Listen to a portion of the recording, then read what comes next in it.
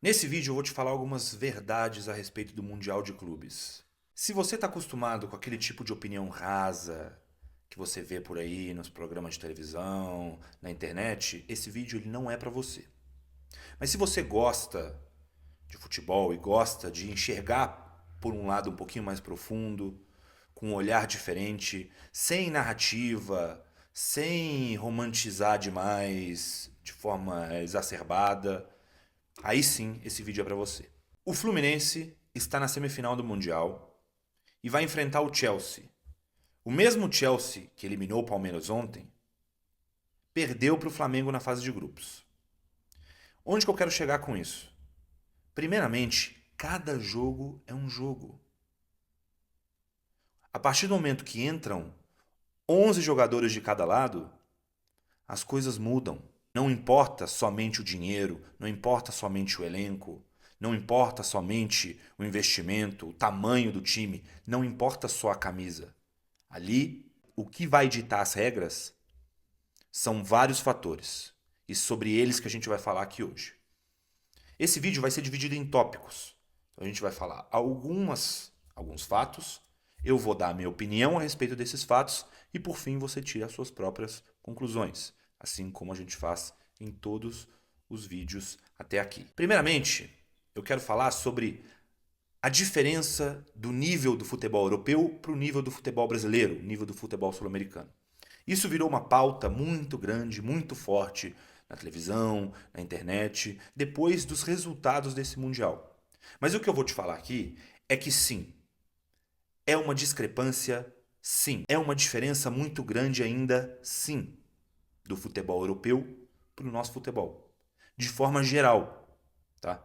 Não é só porque a gente está tendo grandes resultados no futebol brasileiro, nesse Mundial, Fluminense na semifinal eliminando Inter e Al Hilal, que eliminou o Manchester City, Botafogo vencendo o Paris Saint-Germain e eliminando o Atlético de Madrid, fazendo um grande jogo contra o Atlético de Madrid, mesmo tendo perdido, inclusive, né? Isso tudo a gente tem que levar em consideração, tá? Para valorizar ainda mais o que os nossos times estão fazendo, o que o nosso futebol está produzindo para o mundo ver. Só que não muda o fato de ainda ser uma distância enorme de lá para cá. Isso não é demérito para nós.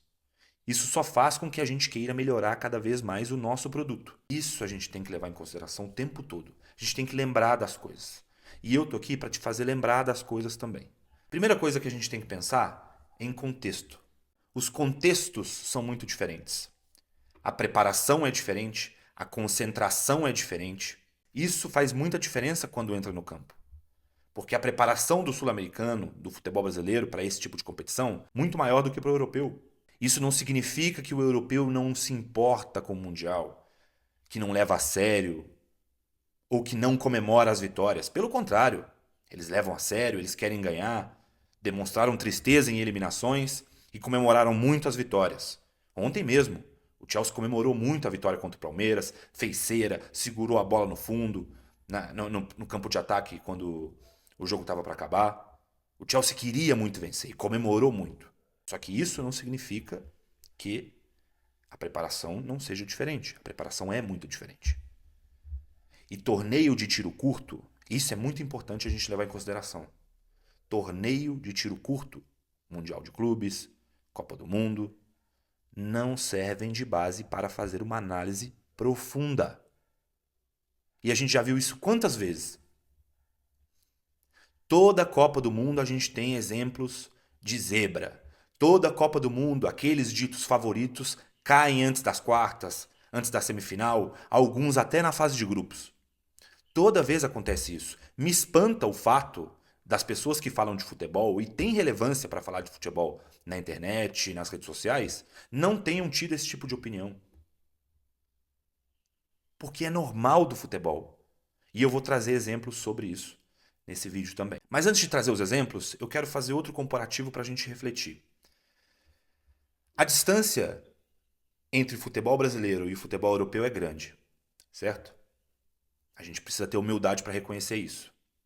Mas a gente precisa ter mais humildade ainda para reconhecer que a distância também não é tão grande entre o nosso futebol E o futebol asiático, o futebol africano, o futebol norte-americano, o futebol da Oceania, às vezes. A gente tem que reconhecer isso. Porque a gente viu brasileiros, inclusive o Fluminense, semifinalista, sofrendo contra essas equipes. Não é porque o jogador joga na África ou na Ásia, sem ser no principal centro que é a Arábia Saudita, ou até na Arábia Saudita, que às vezes a gente mesmo desvaloriza, né? No momento de, às vezes, no momento de querer a convocação para o jogador da seleção brasileira, ou não apoiar a convocação de jogador X ou Y, né? Ou rir da cara do jogador que vai jogar nos Estados Unidos. Por que a gente faz isso? Por que na hora da gente defender que o futebol brasileiro é de igual para igual com o futebol europeu, a gente tem um comportamento? E na hora de falar que o futebol brasileiro não é tão melhor assim, apesar de ser melhor, não é tão melhor assim para a gente debochar dos outros centros do futebol, a gente tem outro comportamento. A gente pensa de outra forma, a gente fala de outra forma, a gente desmerece esses clubes, esses trabalhos, esses profissionais. Falta humildade pra gente. E quais são os principais exemplos que dá pra gente tirar de base como contexto e como argumento para aquilo que eu tô falando? A vitória do Botafogo sobre o Paris Saint-Germain. O Botafogo fez um jogo praticamente perfeito. Não permitiu que o Paris Saint-Germain tivesse chances claras, não permitiu que o Paris Saint-Germain tivesse espaços para jogar, não permitiu que o Paris Saint-Germain criasse as suas grandes oportunidades de gol que criou contra os principais adversários na Europa. E não só isso, conseguiu criar várias chances de gol, e numa delas fez o gol da vitória. E sustentou muito bem o resultado. Ou seja, o Botafogo precisou fazer um jogo praticamente perfeito para vencer o melhor da Europa. O campeão da Libertadores, o nosso melhor sul-americano, teve que fazer um jogo praticamente perfeito para vencer o melhor europeu, desfalcado e num ritmo mais lento. Por quê? A concentração foi menor, a preparação não foi tão intensa, não foi tão boa quanto a do Botafogo, certo? E é um torneio de tiro curto, é um mata-mata. Isso a gente tem que levar em consideração. Não desmerece a vitória do Botafogo. Pelo contrário, valoriza ainda mais a vitória do Botafogo. Pelo nível de atuação, pela aplicação, pela preparação e pelo alto nível de rendimento dos jogadores naquele jogo. Outro exemplo, o Fluminense vencendo a Inter, vice-campeão europeia. Desfalcada, é verdade, treinador novo, é verdade, mas não deixa de ser a Inter. Não deixa de ser uma das defesas mais sólidas da Europa, um dos ataques mais poderosos com Marcos Thuram e Lautaro Martinez. Não deixa de ser. Só que o Fluminense fez um jogo melhor. O Fluminense foi mais aplicado, teve mais comprometimento, teve mais organização e soube vencer o jogo na bola. Méritos do Fluminense, que chegou na semifinal. Méritos do trabalho de todos da comissão técnica, do clube, dos jogadores. Isso não desmerece os jogadores do Fluminense, a conquista do Fluminense. Pelo contrário, valoriza ainda mais. Outro exemplo do Mundial para a gente levar em consideração, o grupo do Bayern e do Boca.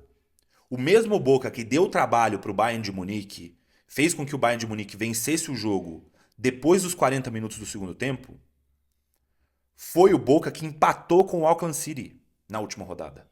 Poucos dias depois. Um time praticamente semi-amador.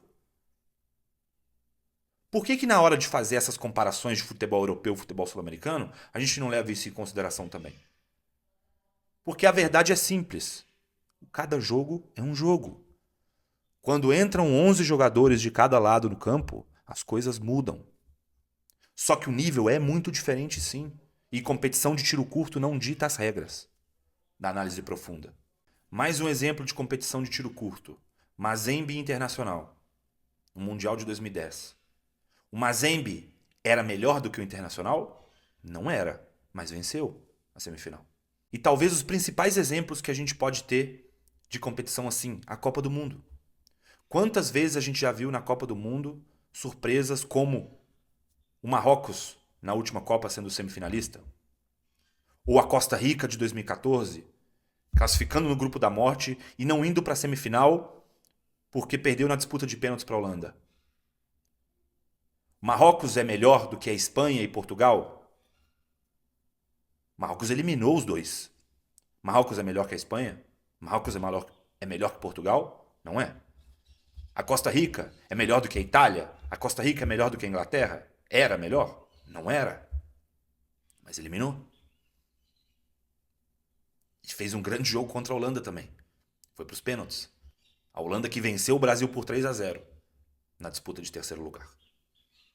Vamos levar as coisas em consideração de forma mais profunda, mais analítica.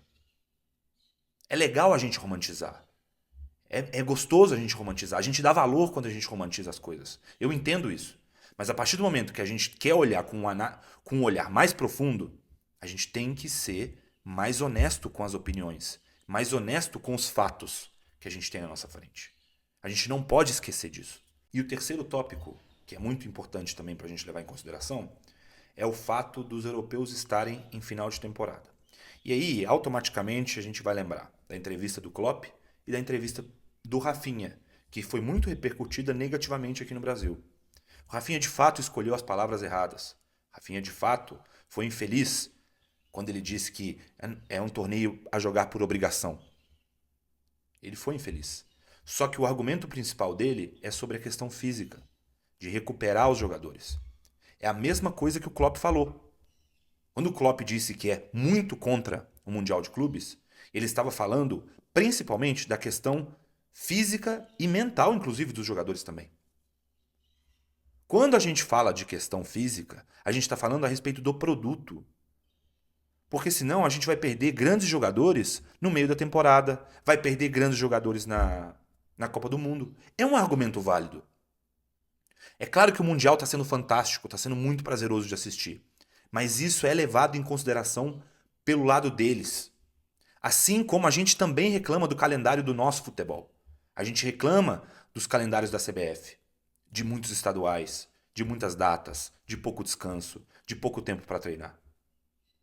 É disso que eles estão falando. E por que a gente debocha? Por que a gente não leva a sério? Por que a gente desmerece? Mesmo tendo falas e colocações inapropriadas do Rafinha. Que ele foi infeliz mesmo. Só que quando comparam com a Copa do Mundo, não tem sentido algum. Porque a Copa do Mundo é o maior torneio. É o maior torneio de todos. O Mundial de Clubes, nesse formato novo, não é levado a sério. Da mesma forma que é levado pelo futebol sul-americano e muito menos levado a sério do que uma Copa do Mundo. Não é um argumento honesto de ser usado para criticar a fala do Rafinha. A gente tem que pensar isso também.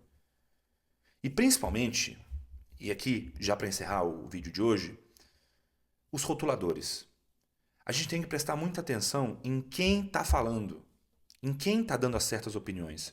Eu vi infinitos formadores de opinião nas redes sociais, na televisão, desmerecendo a campanha do Fluminense ou fazendo mano a mano absurdo, como foi o caso de Flamengo e Bayern que fizeram no jogo aberto. Esse tipo de narrativa, esse tipo de argumentação, ela não serve para quem fala de forma séria. Isso serve para agradar o torcedor.